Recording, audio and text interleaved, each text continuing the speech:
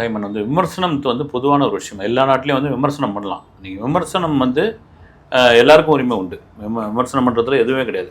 யாருக்கு வேணாலும் அதில் வந்து ஜனநாயக நாட்டில் இது உண்டு. நீங்கள் ஜனநாயகம் இல்லாத நாட்டில் ஒன்றா நீங்கள் அதை விமர்சனம் பண்ணக்கூடாதுன்னு ஒரு இது இருக்குது. அதே வேளையில் தனிப்பட்ட முறையில் ஒரு வன்மத்தை வந்து தாக்கக்கூடாது. அது யார் படமாக இருந்தாலும். நீங்கள் கூலிக்கும் அந்த மாதிரியான விஷயங்கள் பெருமளவில் இங்கே தாக்குதல்லாம் பண்ணாங்க, சில பேர்லாம் பண்ணாங்க. ஆனால் மக்கள் திப்பே மகேசன் திருப்பன் அந்த படத்தை பிரமாதமாக ஓட வச்சுக்கிட்டு இருக்காங்க. நீங்கள் சொன்ன நபர் மலேசியாவில் அதே போல் தான் அவருடைய சோஷியல் மீடியாவில் தொடர்ச்சியாக அந்த படம் சம்மந்தமான எதிர்வினையான கருத்துக்கள், குறிப்பாக அந்த படம் வந்து ஒரு மோசமான படம்.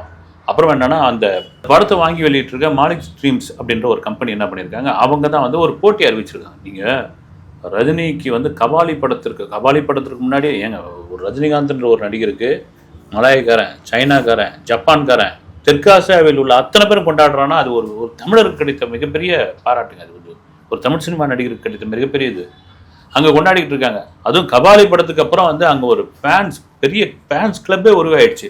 அவங்க ஒரு போட்டி அறிவிக்கிறாங்க இது மாதிரி. ஏன்னா தியேட்டருக்கு நீ வரவழைக்கணும் இல்லைங்களா, அங்கே ஓடுது. நீங்கள் ஓவர்சீஸ்லேயே அதிக கலெக்ஷன் பண்ணது மலேசியாவில் தான்.